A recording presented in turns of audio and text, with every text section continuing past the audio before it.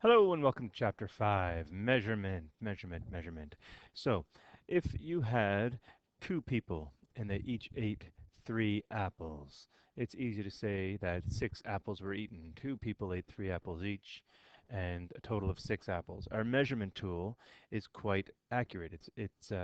When counting people, we didn't have to worry about having a fraction of a person or the accuracy of that. We know exactly 2 people and we knew exactly 3 apples. Now, when using other forms of measurement, it's not so easy. We don't know where to round off. We don't know how accurate and how precise, and those are 2 words we're going to become familiar with this chapter. But we don't know how accurate or precise the number is that we're starting with. That is, if you're using well, let's look at a couple examples. Bono of the famous band U2 is worth $600 million, according to this website, and several others say something similar. When you look at people's net worth, poor thing, why isn't he a billionaire? I don't know, Bono. Why can't you be a billionaire? But let's take this 600 million for now. Here we are, $600 million. Now imagine that Bono takes his good buddy Scott out for a beer, and he buys me a nice beer, a $12 beer, and he gives a tip, nice fella, of 20 cents. So I see him spend a total of $12.20. Do you think I should call that website and tell them their information is now out of date? I know for a fact now, website, that you have to update his net worth to 599,999,987.80. Do you think that is appropriate to do that? And why or why not? Well, I suspect if you're like me, you think that's rather silly. That $12.20 beer with tip that he uh, that he bought me. So I've seen him spend that much money. I read on the internet that he was worth 600 million. But intuitively, I think we think there's a problem with that, and we'll talk about why shortly. My next example, the Niagara Falls. Beautiful, beautiful place. And it says here that, down here, I'll circle it in red, that the volume of water is 150,000 US gallons per second. Now, it also says someone was kind to us Canadian folk, and they converted it to liters.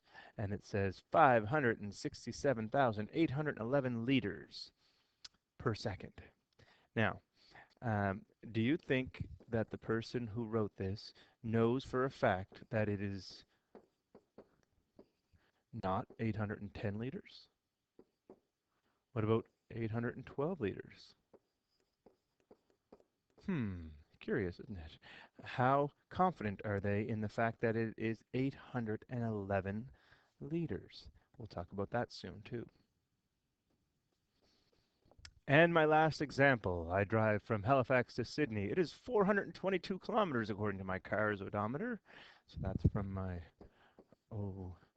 odometer in my car. Now I get out of my car after that long drive and I step exactly half a meter. I know it's exactly half a meter because I have a meter stick with me. And now I want to declare that to date I have traveled, or today I have traveled.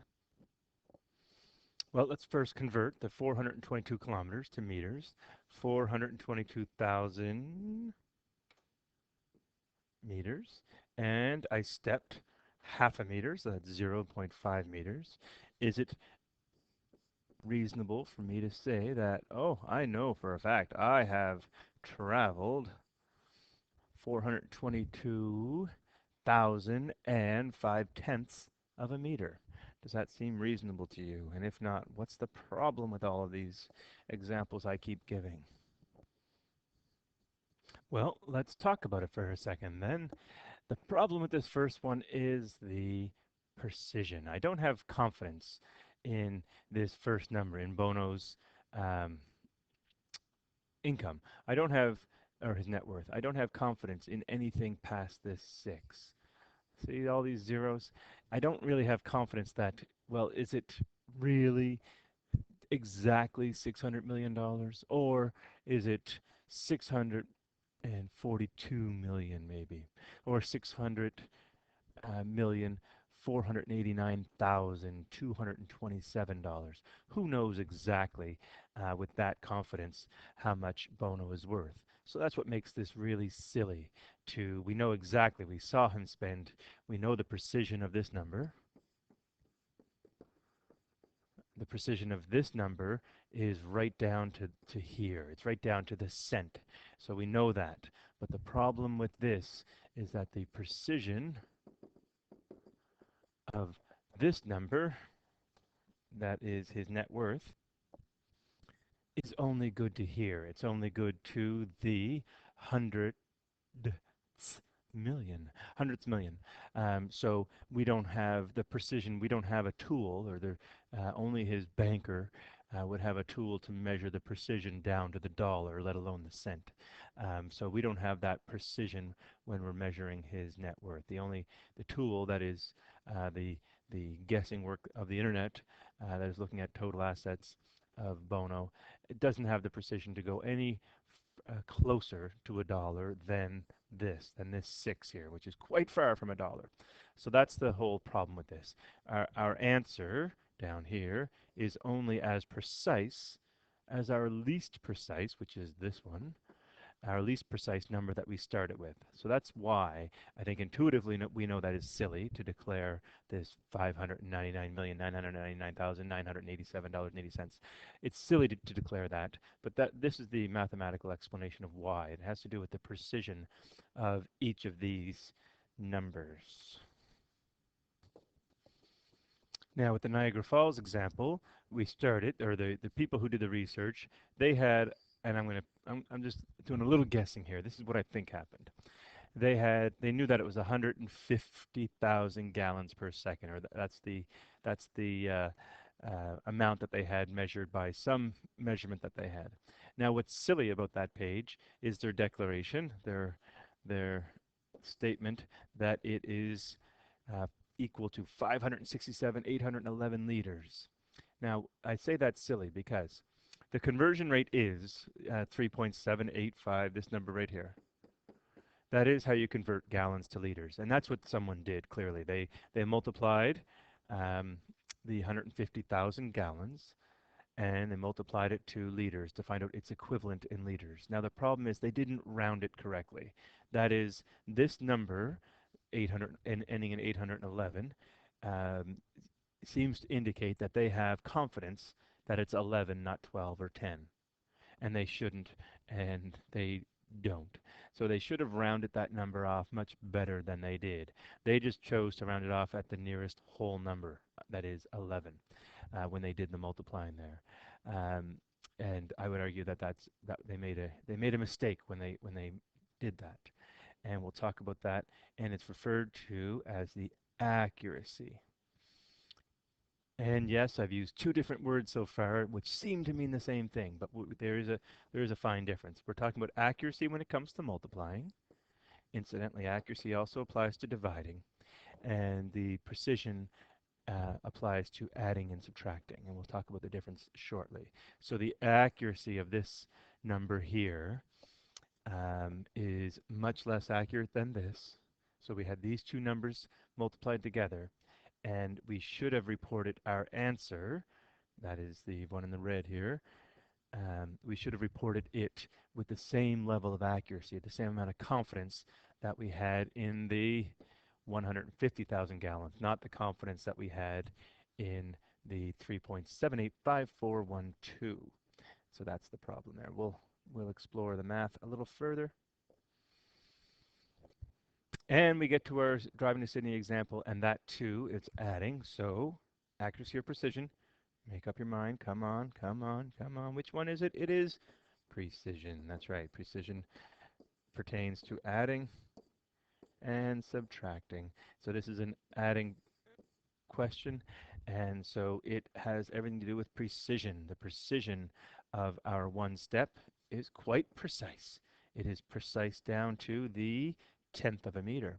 But the precision of our odometer, that's the tool that we use to measure our our car's distance, it is only accurate to the kilometer. That is the 1,000 meter. So our answer can't be any more accurate than that. We can't than that than this place here, than the 1,000 meter.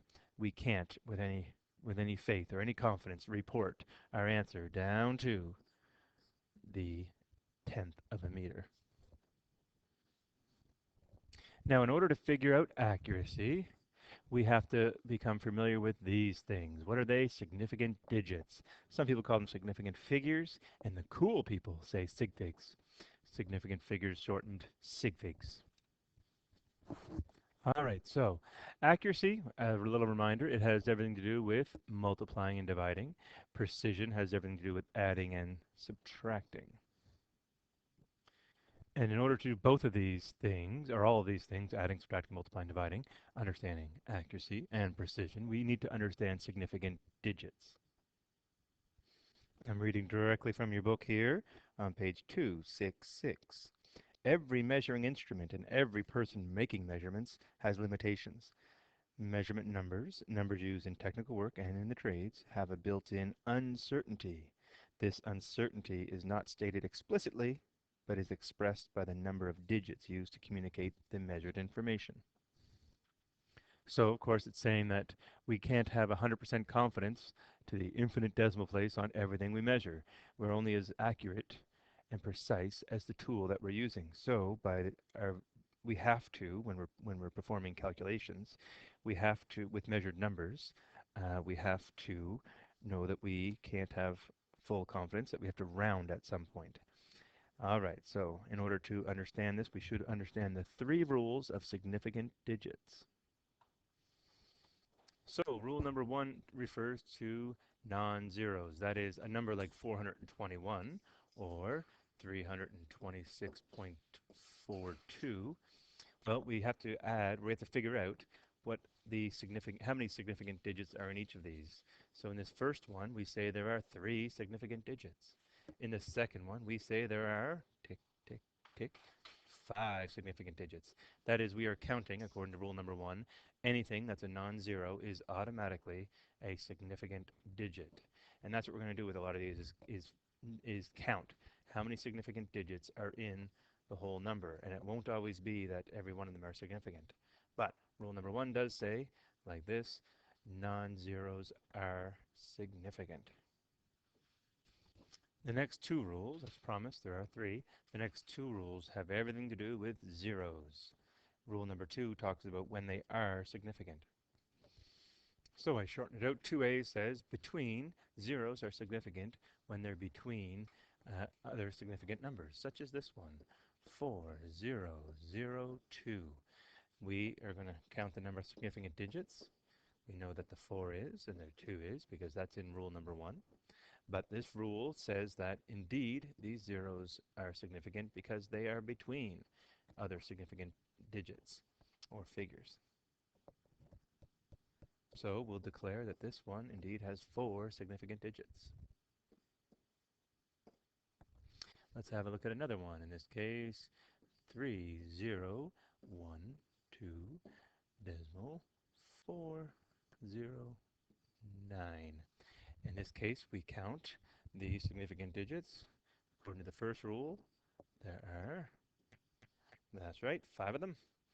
And the other 2 digits in here are zeros. Are they significant? Yes, they are, because they are in between, in this case, the 3 and the 1, the 4 and the 9. So those zeros both count. So in total, we have 7 significant digits in this number.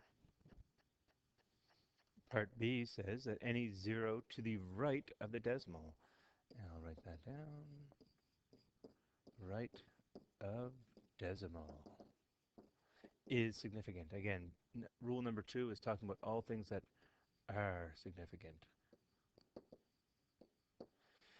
Oh. Getting messy. So anything to the right of the decimal is significant. Let's look at an example. All right, let's look at this one. Let's count the significant digits. Well, we know that the 2, the 9, and the 1, they follow rule number 1, so they are certainly significant. this 0 certainly is significant because it follows rule 2a, between two significants, 9 and the 1. So that one is. Now what about this last 0? It is to the right of this decimal place. So in fact it is significant.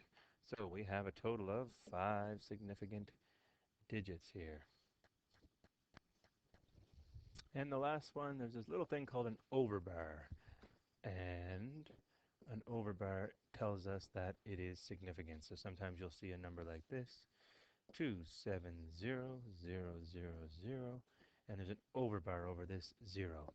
In this case, we're going to count the significance, 1, 2, and this one.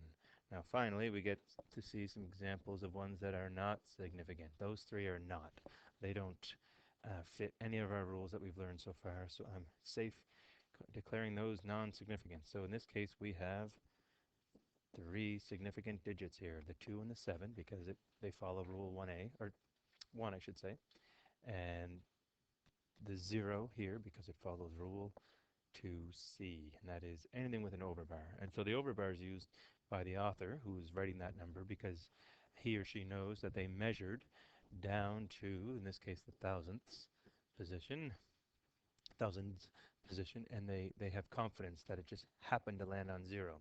These other zeros, these 3 here, well, the measuring tool wasn't accurate to that degree, much like Bono's income or net worth wasn't accurate, so you fill it in with zeros. So the 1 0 here with the overbar is the one they were confident in because their measuring tool gave them that result, which happened to be 0.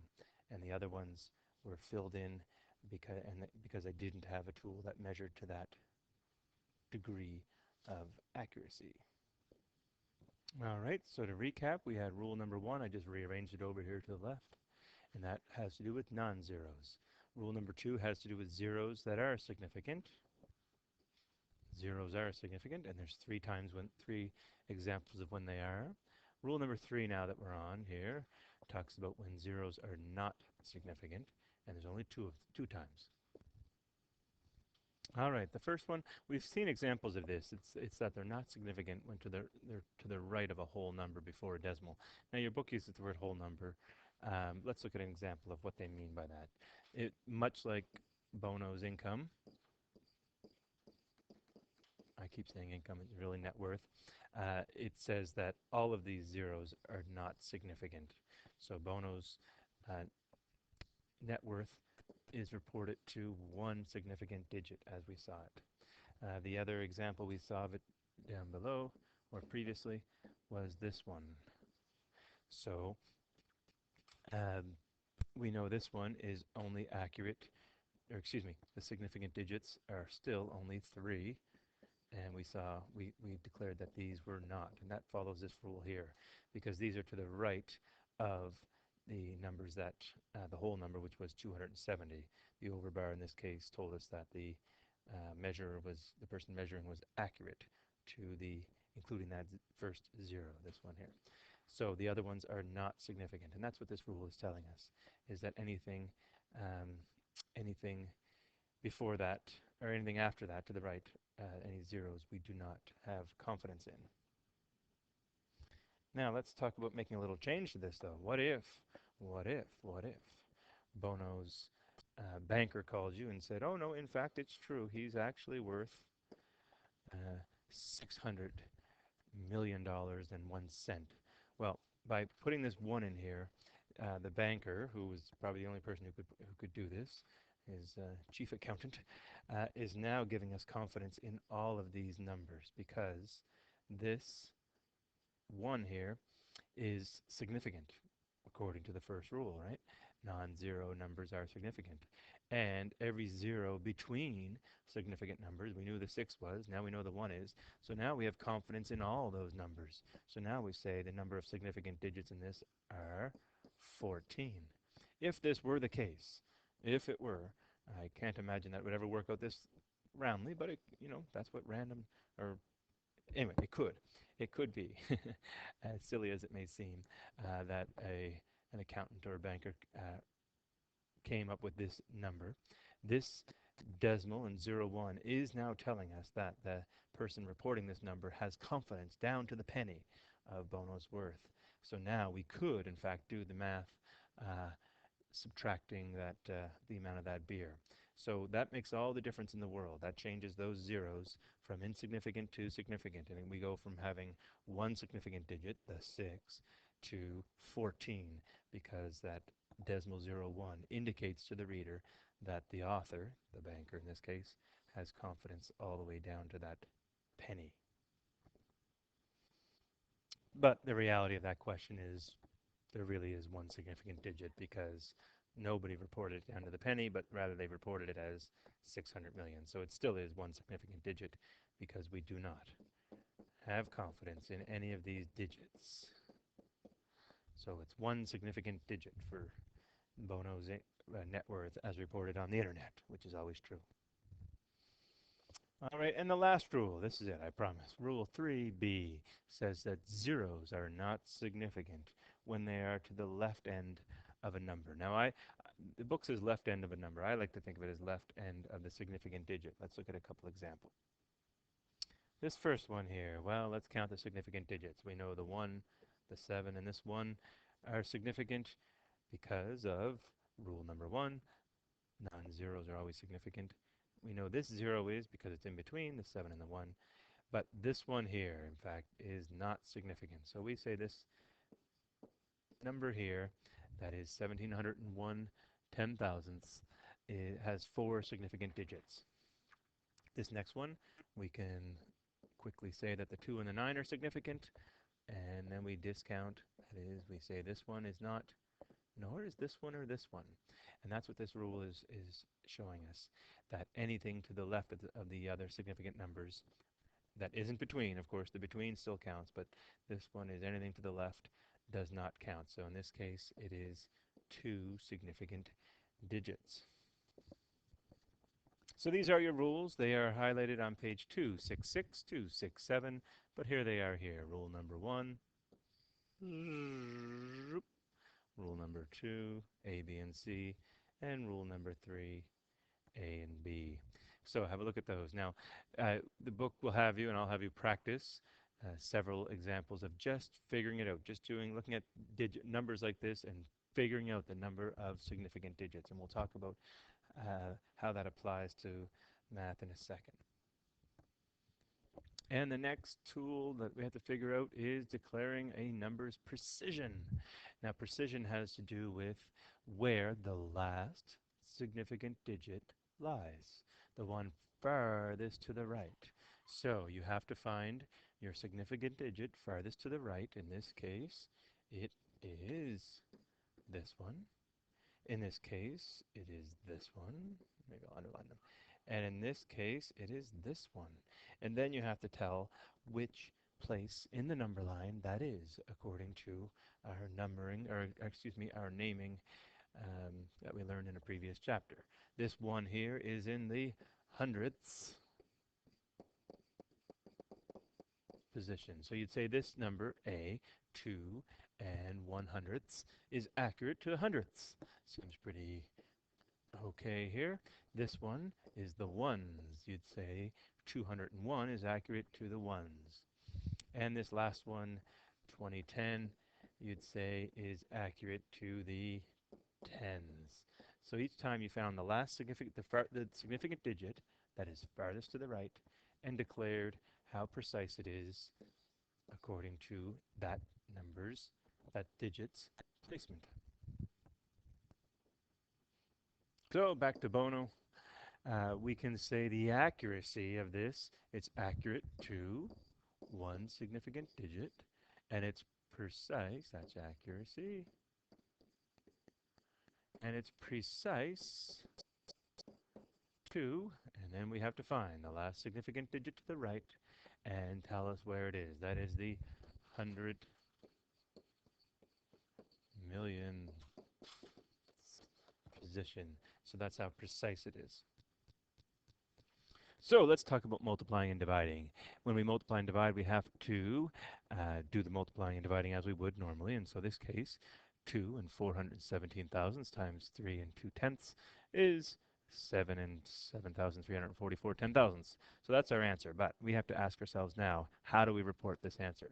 What, and often the answer is, well, we'll just ask teacher. A teacher will tell us how far to round it off. But we're going to learn how to do it a little more independently. We're going to use significant digits to figure this out. So we count the number of significant digits in each of our numbers that we used in our calculation. In this case, there's 4. And in this case, there's 2. And we report.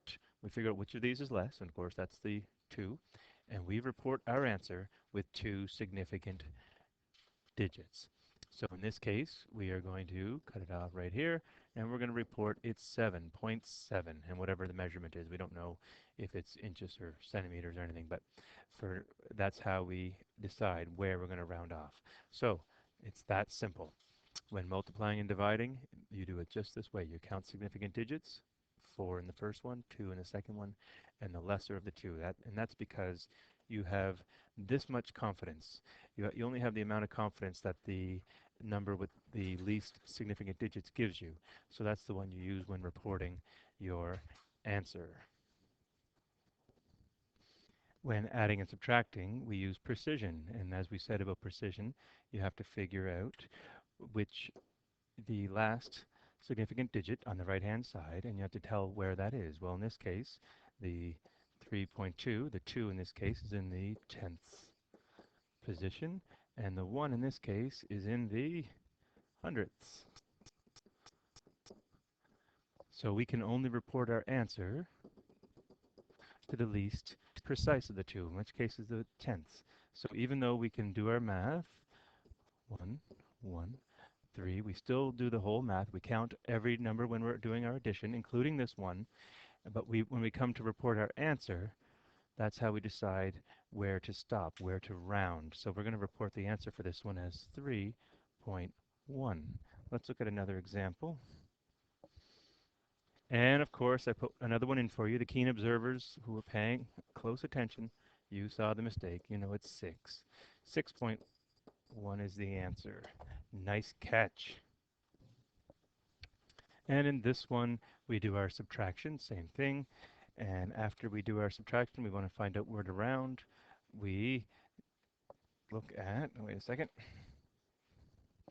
We look at the last significant digits for each of these, and the 7 is in the thousandths position.